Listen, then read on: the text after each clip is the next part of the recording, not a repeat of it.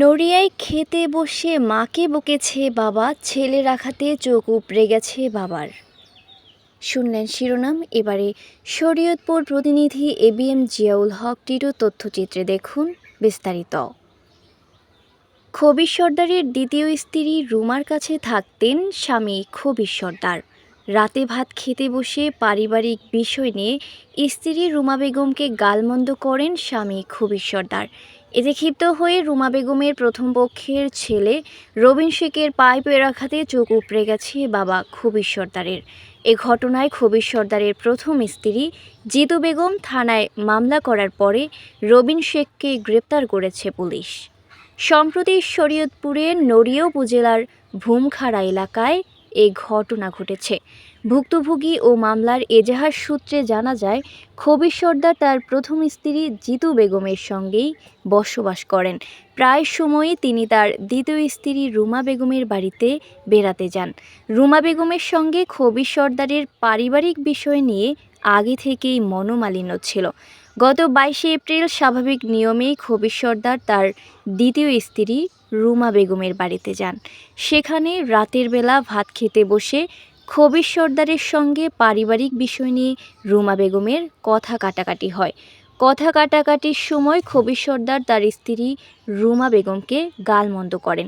এতে ক্ষিপ্ত হয়ে রুমা বেগমের প্রথম পক্ষের ছেলে রবিন শেখ হাতের নাগালে থাকা প্লাস্টিকের পাইপ দিয়ে খবির সর্দারকে আঘাত করলে সঙ্গে সঙ্গেই খবির সর্দারের একটি চোখ উপড়ে যায়। মামলার এজাহারে প্রথমে নড়িয়া উপজেলার স্বাস্থ্য কমপ্লেক্সে নিয়ে গেলে কর্তব্যরত চিকিৎসক তার উন্নত চিকিৎসার জন্য ঢাকায় প্রেরণ করেন। এ সময় জিতু বেগম লোকমুখে জানতে পারেন, আকবর চৌকিদার রবিন শেখকে বলেছেন এক চোখ উপড়ে দিয়ে 15,000 টাকা দিয়ে চিকিৎসা করিয়েছি, আরও এক চোখ উঠিয়ে আরও 15,000 দেব প্রয়োজনে। এ ঘটনায় বাদী হয়ে নড়িয়া থানায় মামলা দায়ের করেছেন জিতু বেগম। মামলার পরে রবিন শেখকে গ্রেপ্তার করেছে পুলিশ। বিষয়টি নিয়ে জিতু বেগম বলেন, আমার স্বামীর চোখ উপড়ে ফেলা হয়েছে, আমি মামলা দায়ের করেছি, বিচার চাই। এ বিষয়ে জানার জন্য আকবর চৌকিদারের কাছে একাধিকবার যোগাযোগ করা হলেও তাদেরকে পাওয়া যায়নি। নড়িয়া থানার পুলিশের ভারপ্রাপ্ত কর্মকর্তা ওসি মোহাম্মদ আসলাম উদ্দিন বলেন, এ ঘটনায় থানায় মামলা দায়ের করেছেন জিতু বেগম। পুলিশ একজন আসামিকে গ্রেপ্তার করে জেল হাজতে পাঠিয়েছে। বাকি আসামিদের গ্রেপ্তার করতে অভিযান অব্যাহত রয়েছে।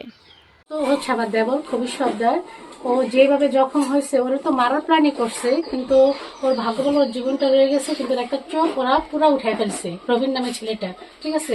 এখন ওর জীবনে তার কিছু না, তো পুরো অন্ধই হয়ে গেছে। ওর 4টা মেয়ে আছে, হ্যাঁ 2টা ওয়াইফ, ওর সংসারটাই পুরো কানা হয়ে গেছে। ও এখন কিভাবে ও সংসার চালাবো দূরের কথা, নিজেই তো খাইতে পারবো না, ও চোখে কিছু দেখে না, বাথরুমে যেতে পারবো না, নিজের হাতে কোনো কিছু খাবার খাইতে পারবো না। তাই আমি চাই যাদের প্ররোচনায় এই ছেলেটা এই কাজটা করছে, যে আকবর শেখ নাকি আকবরের, তারপরে ওই যে রবিন, ওদের মানে কঠিনতম কঠিন দাবি বিচার চাইছি আমি, যে ওরা প্রচুর মানে এমন বিচার ওদের মানে দৃষ্টান্ত শাস্তি দেয় যে জনগণ দেখে এটা ভয় পায়, যে কখনো কোনোদিন কারো এরকম করতে না পারে, ঠিক আছে। আপনাদের কাছে এটাই দাবি যে এটা একটা ভালো সুস্থ বিচার হোক, একটা কঠিনতম শাস্তি হোক ওদের, যে সবাই ভয় পায়, যে এরকম যেন কেউ না করে।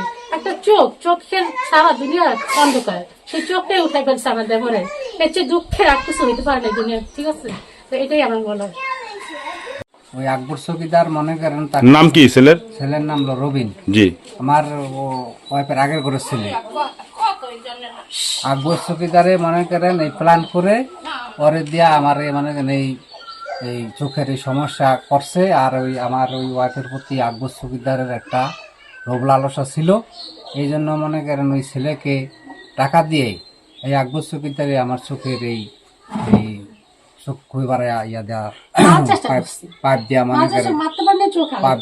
ভাই বিষয় হচ্ছে কি, যে বাপ ছেলের সাথে একটু মনোমালিন্য হয়েছে। মা ভাত খাইতে ডাকছে, হয়তো সে খাইতে রাজি ছিল না। বাপ আজে বাজে কথা বলছে, তার অরিজিনাল বাবা যে সে মারা গেছে, সে হয়তো অনেক ইয়েতেই সে বড় হয়েছে। তো সেখানে এক পর্যায়ে তাদের সাথে অনেক কিছুই হয়েছে, মারামারি হয়েছে। মারামারির এক পর্যায়ে দেখা গেছে যে বাড়ি লাগছে, কোথায় সে বাড়ি দিছে সে নিজেও বলতে পারে না, কিন্তু চোখে লাগছে, চোখ উঠে গেছে গা, বা চোখে ক্ষতি হয়ে গেছে গা। এখন আপনারা এই ব্যাপারে কি চান, মানে কি বিচার দাবি করেন? বিচার গালাগালি করছে কাকে? আমাকে গালাগালি করছে। পরে আমার স্বামী বললো যে তুমি ওরা ডাকো কেন, ও তো এরকমই গালাগালি করবে। এই কথার উপরে মনে করে নোয়া আয়সা ওরে গালাগালি করলো, যে আমার স্বামীরে গালাগালি করলো, তুই এখানে কে, তুই কেন এই সমস্ত করতেছস, তুই চিলাপাল্লা করার কে, এই জায়গায় তোর কি। এই কথা বললাম, মনে করেন যায় শরীরের উপরে পড়ে, যাবে আমার শরীরের উপরে পড়ে। উনি একটু ধাক্কা মেরে সরাইছে, তুই সর, বাইরে যা, তুই এমন করিস না, বাইরে যা, এরকম করতেছে। করার পরে মনে করেন ও করলো কি, বাইর দিয়ে তালা মেরে উনি রে আর আমাকে মারিয়া ফেলাইবো, এরকম একটা ভয় দেখাইলো। ভয় দেখানোর পরে আমি 6 বছরের মেয়েটা নিয়ে আমি সরে গেছি। ও এরকম একটা লোহার কাঠ নিয়েছে হাতে, ওইটা দেখে আমি সরে গেছি মেয়েটা নিয়ে বাঁচার জন্য। এই অবস্থায় মনে করেন উনি একটা জানলা দিয়ে আটকে দিচ্ছে যে তোমরা কই কি করতেছো।